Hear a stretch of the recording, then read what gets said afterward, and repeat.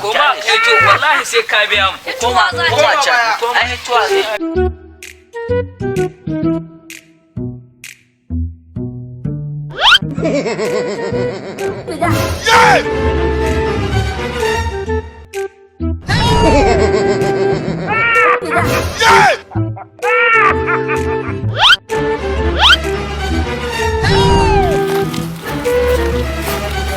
Tsaya Abubakar. Abubakar. Asha. Jiya shi kalli gaba. A ba yanke mina yaki gabas kai. Yanke mina yaki. Kai. Subhanallahi la ilaha Me haka. Ya kai ne me haka. Gakka shiga magana. Me gida gakka shiga lamarin ga. Wai imagine ma irin yaron garin yari na min da wayi wata guda wai a ce in bashi kuɗi ya turo min data.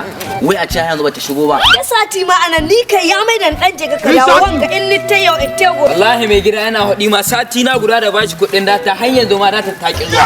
Oga irin wanga sai da yaji ta ruwa. Na bashi kuɗin sayan data har yanzu ban ƙara gani ba kamar wani to ka bari ko ni nan da BPN nake aiki oga kun ji da BPN ya za ku dauki mai ba BPN ku bashi kuɗi ya tura muku data kai yanzu da ma da BPN aka kai haka cewa saurara a gaya maka inda zaka samu data ga inda zaka samu data mai sauki ina gurin Ibrahim Bito. Assalamu alaikum ni Ahmad Karansu ina masoya na fadin duniya.